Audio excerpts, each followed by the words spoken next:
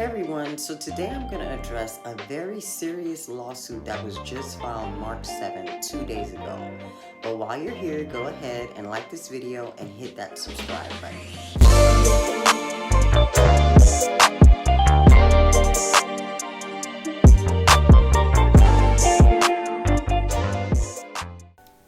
The federal lawsuit was just filed against chemical relaxer companies that include L'Oreal, Sheen Carson, Strength of Nature, Namaste, and Dabur, just to name a few, back in October 2022, linking their relaxers to an increased risk for developing uterine cancer at excessively high rates. Researchers also found that in the study, women who reported frequent use of hair straightening products, frequently being defined as more than 4 times a year, were more than 2 times as likely to go on to develop uterine cancer. Even though uterine cancer is a rare form, the adverse health effects may be greater for Black women because we use relaxers more than any other race of women. So the data of the study included more than 33,000 U.S. women with ages ranging from 36 to 74. And according to the news release Monday, October 17, 2022, the hair straightening chemicals associated with relaxers, again, had the higher uterine cancer risk. Now, at that time, there was no federal lawsuit.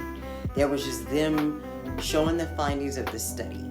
I want to add that those findings are so you can really see how serious this is. The study was led by the National Institute of Environmental Health Sciences, which is a part of the National Institute of Health. The women were followed for almost 11 years, and during that time, 378 uterine cancer cases were diagnosed. Uterine cancer accounts for only 3% of all cancer cases. It is the most common cancer of the reproductive system, with 65,950 estimated new cases just in 2022. Studies show that the incident rate of uterine cancer has been rising in the U.S., particularly among Black women.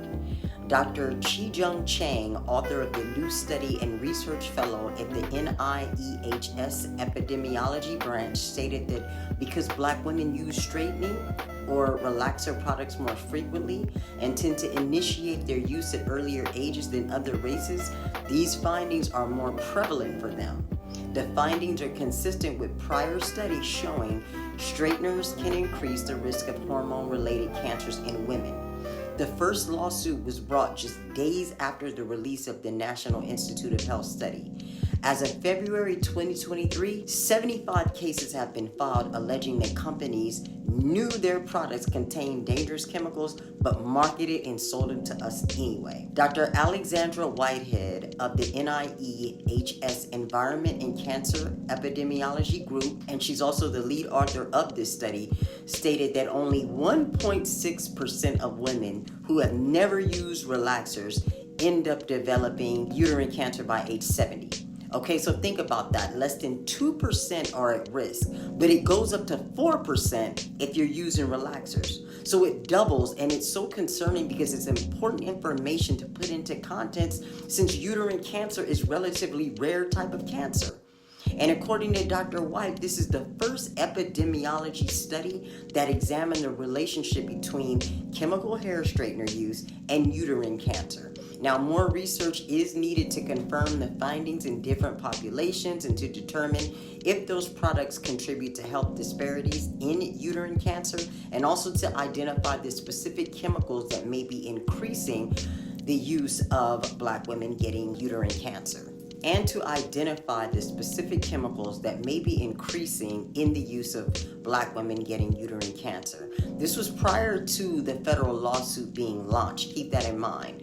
These were the findings that were released October 17th of 2022, all right? So since then, every time I've gone on social media, whether it be TikTok, Instagram, Facebook, I've been seeing these ads from attorneys' offices soliciting Black women who have had any type of reproductive issue, not just cancer, but fibroids and other things, because they could be eligible to receive financial compensation. Now, on March 3rd, attorney Ben Crump was included as another lead counsel in the hair relaxer litigation. I think that's dope. If you don't know who Ben Crump is, please get from under the rock that you've been staying in, because he is a civil rights attorney. I'm not surprised that he jumped right on this. So now it's time to talk about solutions. I'm not going to be hung up on the study and the unfortunate findings. There's nothing new there for me. Now it's time to move forward. If you desire to transition your hair back to natural, here's 7 important things you need to know before starting. So the first thing is your hair isn't going to look like anyone else's. Afro textured hair is extremely unique, and so much so that I equate it to being similar of that of a fingerprint.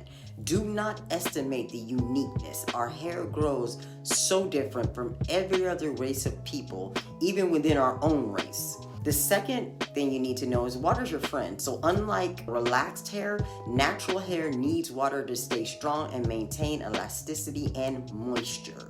Number 3, if you desire to transition but still keep your hair straight, focus on heat training your hair. I definitely plan on discussing transitioning more in depth in another video, as well as being a straight hair natural. Number 4, you don't have to big chop.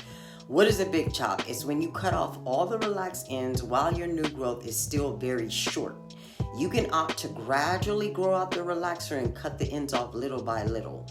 And the majority of clients that I've helped transition over the years who chose to grow the relaxer out over time, it took about 15 to 18 months before the ends could be cut off and the client was still able to brush their hair back into a small bun, just to give you a visual of how much hair you have. Now, number 5, just like women who have traction alopecia and want to grow their edges back, transitioning to natural is very similar in the need to have a mental change that takes place before or during your physical transition to natural begins. I work with a lot of women who by month 5 would call me talking about they're tempted to go back to the box or the creamy crack as they used to call it. But most of those clients hadn't done the internal work. Many of them had seen transitioning to natural as just an aesthetic change. But what you have to know is the impact of forcing the European beauty standard on us for centuries plagued us.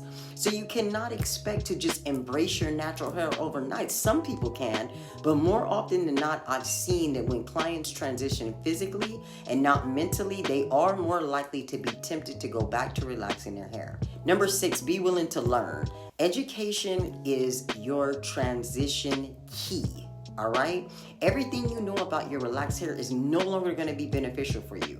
You need to know what your texture, density, and porosity levels are. And until you know those things, don't be tripping off buying products for your hair because you don't know anything about it. Shampoos and conditioners are the foundation of your hair care routine, and they're going to provide your hair with what it needs. But if you're using the wrong type of shampoos and conditioners, it can adversely affect the health of your hair. And number 7, styling. If you decide to do the big chop, your styling focus is only going to be finding products that are going to enhance your texture and curl definition and patterns, all right? So unless you're comfortable with wearing your hair in a nice fro, then you're going to look for products that are going to define your texture and curls.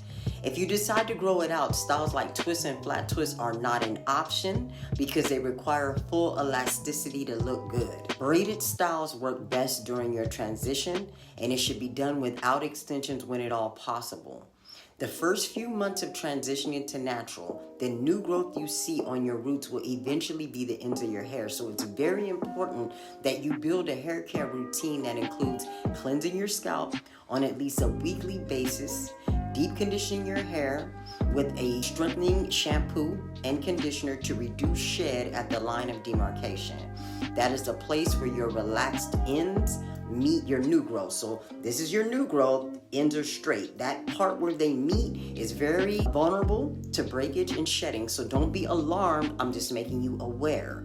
And this is why braids make a better styling option. Your roots are going to be stretched, and it's going to lessen the difference of texture at that line of demarcation where your natural hair and relaxed ends meet. So I hope you all take this federal lawsuit seriously. It's not a joke. It's not a game. They have scientific proof, allegedly, that's backing it up. But either way, it's eye-opening as to how much Black women are targeted, not just in our beauty, with a European beauty standard, but our reproductive system. I highly encourage any woman watching this video to stop relaxing your hair immediately. If you need assistance, if you need support during your transition, you need help with your hair, reach out to me for a consultation. My information's in the description. We can start your journey to natural hair, okay? So thank you for watching. Like the video, leave a comment, share your experience with wearing relaxers, and subscribe to my channel, please. Peace. I'm going to see you in the next video.